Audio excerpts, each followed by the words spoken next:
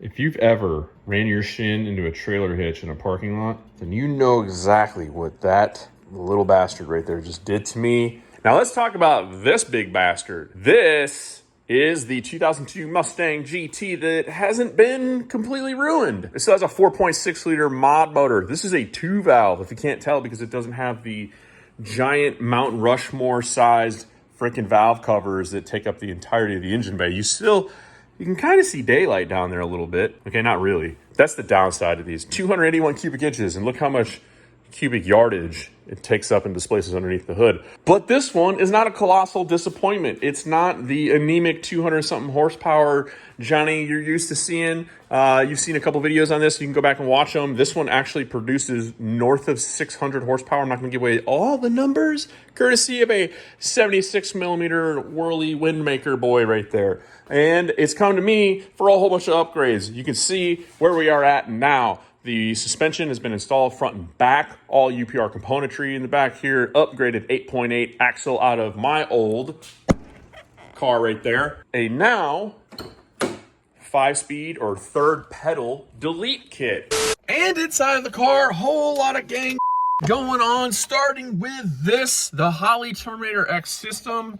This is the modular motor, the 4.6 plug-and-play system, direct drop-on harness for all the Ford 4.6 stuff. No crazy customization or anything needed. The other things that we have on here to talk to that system is this bad guy right here, Holley 6.86 Pro Dash. It's housed inside of a Florida 5.0 bezel. You could probably make a bezel yourself depending on your application, but your time is worth money. It just makes sense just to buy one. The dash comes with a GPS antenna. It comes with an input and output harness, and then you can't see it on here, but there is a strip of LEDs that has an LED shift light that is not directly on the screen. All of that stuff is included in the box. For the older dash, like the 7-inch dash that I have in my own personal car, you have to buy all that stuff in addition to. And the last thing that's awesome about the Pro Dash is it talks directly to the Terminator X. You can manipulate the tune and stuff like that, and it can see those inputs and outputs and data log to the Terminator X. None of the other dashes, except for the 2 Pro Series dashes, the 6-inch and the 12-inch, are going to do that. It may seem a little bit steep and excessive when it comes time to buy gauges and stuff like that, and you got to think, like, how am I going to get my information? This dash is not the cheapest thing on the planet, but do some math. We got rid of all these freaking gauges up here because the Holley replaces all of it.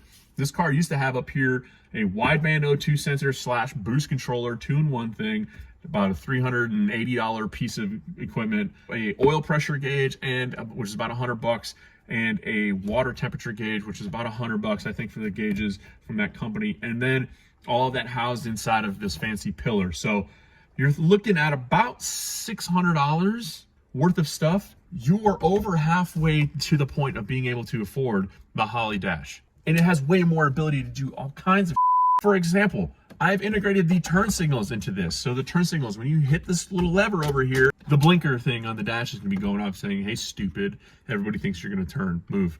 It also has fuel quantity indication, so that's gonna eliminate the need for another gauge. Pretty much this thing will have almost OEM levels of information and comfort and amenities inside of here with a fully programmable and controllable aftermarket ECU. What's not to love about that? Other we got going on in here, the third pedal delete kit is fully installed, i.e. I've converted this thing over to the 4R70W transmission. I've confirmed that it does in fact actually turn the rear tires, which is a plus because that's kind of what you want these things to do. I have repurposed the 5-speed, I'm saying repurpose a lot, going green here, clapped out. The 5-speed bezel and shifter boot. I made like a little standoff right here, platform and bracket set up for the shifter to mount to. And in this little hole here, you can stick an Allen key in and undo the Allen key, and this whole shifter will slide out as long as you remember to take off the shifter cable, which is routed through the dash right here, through what used to be the traction control button, which it's not going to function anymore on the Holley system. You can, in fact, integrate traction control, but we're just not going to use the stock Ford button. And the last things that I've done is put the trans brake and the bump button here on the steering wheel. We're not going to have cruise control anymore, so I reused the holes inside of here and had these little brackets and bent them up and put the phone cords, if you will, all on here. So it looks very clean, very sanitary. It's just It looks super sick. I love a clean interior on a race car. I don't like a whole bunch of shift lights. Like the way my car looks inside, and now it drives me crazy with. All right, and the last thing to show you guys inside of the car are these Kirky Pro Street seats. These are the 17.5-inch wide versions with the black tweed covers on them, and they're bolted into the car. And I mean bolted in, very minimal fabrication. By fabrication, I mean I had to drill 4 holes. But the lower brackets bolt onto the factory Ford Mustang bracketry.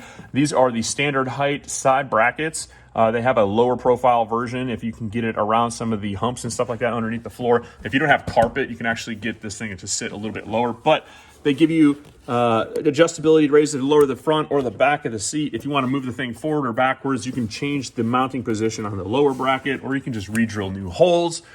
All in all, that's about the simplest, cleanest way to install these Kirky race seats. And if you've ever pulled out a factory power leather seat from a Mustang, this probably saved between the 2 seats easily at least 50 pounds. Everything you see in here is now aluminum, very, very lightweight. The last thing that needs to get done is we need to brace it to the harness bar back here because that's per NHRA regulations. And then complement it with a set of RCI belts, 5-point harnesses. I still got to put the submarine strap in, or the crotch strap right through there. The little pro tip, when buying belts, this should be like the last thing that you buy for your project, because these are only good for 2 years. Some people think like, oh, belts are cheap, I'm gonna go ahead and pick up a set and stare at them and sit in the car and make race car noises, which is cool. But then it takes you another year to 18 months or longer to actually finish your project. And by the time you head to the track, that date has come and gone. What you are looking at right here is a small amount, or a small example of the stuff that I use to wire a car. And speaking of wiring a car and stuff that I use, come here, beautiful. Can't wait for everybody in the comments to tell me how unhealthy those are. The wiring of the Holley Terminator X system continues here under the hood. As you can see, the factory Ford harness is long gone, and I've only removed the engine harness. The chassis harness still remains. Now, people, here's another reason why it makes sense to go to a standalone with a fresh harness. This car is a 2002. The harness that is originally underneath the hood of this thing is coming up on 19 years old, and it's seen better days. The pliability of these wires, for these battery wires right here, is just kind of long gone. I can tell you that a lot of the loom and stuff like that was just kind of crumbling and falling apart in my hands. The connectors are old and brittle. They've ran their course. So the engine harness is completely gone and replaced with the Holley one. I've made a little bit of changes on here, like swapping out the injectors because the connections were different than what the Holley harness was, and I already had these here, so it was just easier to swap them out. And as you can see, I use my label maker heat shrink to label to indicate what goes where. All the harness underneath here can be ran underneath the intake because of this Victor Jr. intake from Edelbrock is actually pretty slick.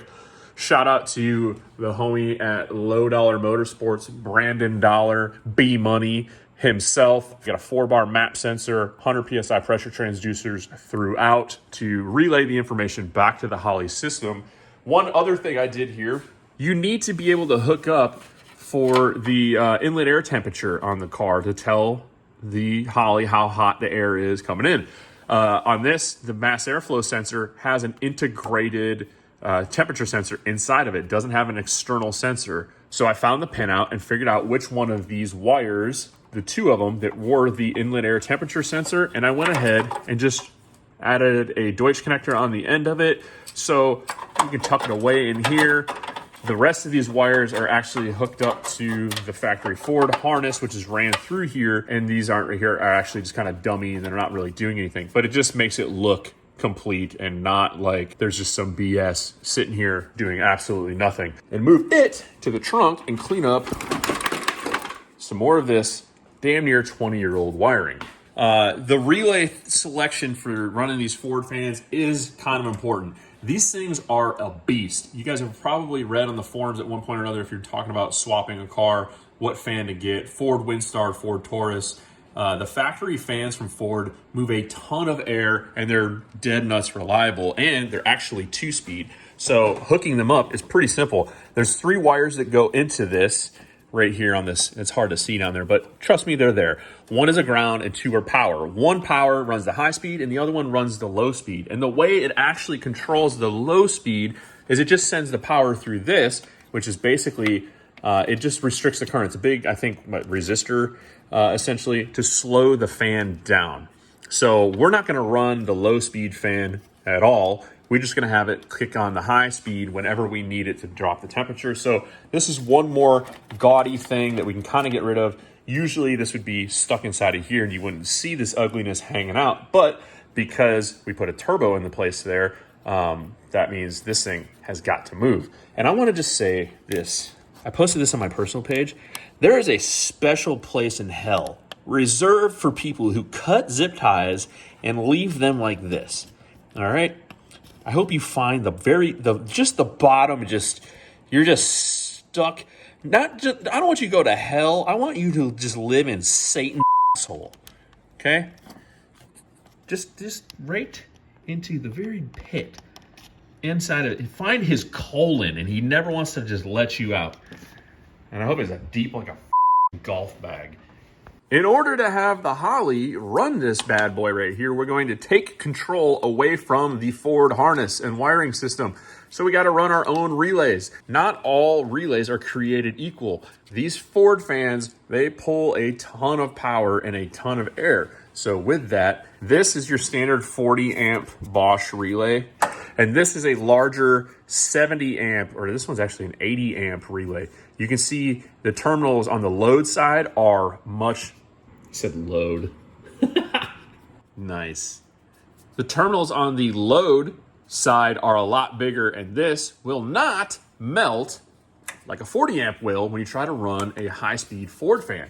I speak from personal experience. I have seen these start to literally collapse on themselves and overheat and melt, which can be catastrophic in nature and kind of frowned upon.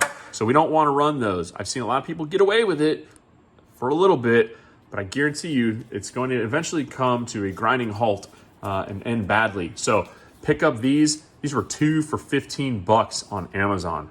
Very easy to find. So we're gonna wire this into the high speed side. And it's gonna be triggered by the Holley. Bob's your uncle will have the fan control. Other things that we need to control are the boost. Everybody wants to do race car until it's time to do race car. Boost control is one of those situations where I like to do race car. And this is how I convinced this gentleman to do some car shit with a street car twist. So this is a 1 gallon air tank from Vi-Air. This is gonna hold 150 PSI of compressed air. And we're gonna mount it in the trunk and we're gonna fill it with this. This is their ultra light compressor. This thing is literally, that's not even 6 inches long right there. Little tiny guy, okay? So it's super quiet, super small, super compact, easy to put in. And it gives us the ability to control some boost, and you can do other things with it too. You can fill up tires and stuff like that while you're at the track. How are we gonna use compressed air all the way in the trunk to control a turbo all the way in the front of the car? I'll feed you, baby birds. Just like when you put a car on an air ride suspension, you replace the coil springs or any springs with air bags or air cylinders, or the ability to have an air spring, which is infinitely variable and adjustable based upon the pressure that you put to it. So I can put a little tiny 3-pound spring inside of this and have 3 pounds of boost at my lowest setting, utilizing a couple of these, the Holley Terminator X, and one of these pressure sensors from the homies over at Low Dollar Motorsports. I can now control the amount of pressure in the dome being pushed down onto this at almost an infinite level of adjustability in between 3 pounds of boost and whatever I set the regulator to coming out of this tank. I set it in my personal car to 65 PSI. So I have the ability to apply up to 65 pounds of pressure, which is gonna make it's gonna make moon boost, more boost than I ever wanna throw at a stock block. And Brandon is gonna have that same luxury on his car. So that infinitely variable spring, being able to knock it all the way down to 3 pounds of boost on the line if we need traction really bad, if we're on a subpar surface, or the track is on kill and we wanna add all the boost, we have the ability to go at any one of those extremes or anywhere in between. That's a damn mouthful. I got a whole bunch of work to do on this thing to get this all plumbed and set up. Put this bad boy in the trunk. I got food inside and waiting. Head over to clapdot.com/store. Get yourself some merchandise. I'm Ryan. I'm out.